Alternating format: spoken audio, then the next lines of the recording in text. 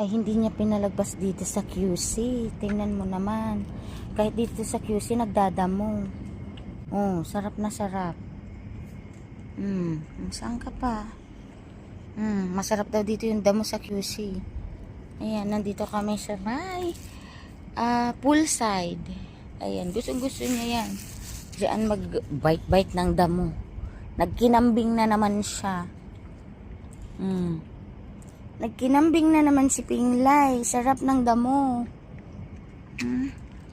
Yan, palabas na si Haring Araw. Habang siya ay nagdadamo. Yan na si Haring Araw, oh, palabas na.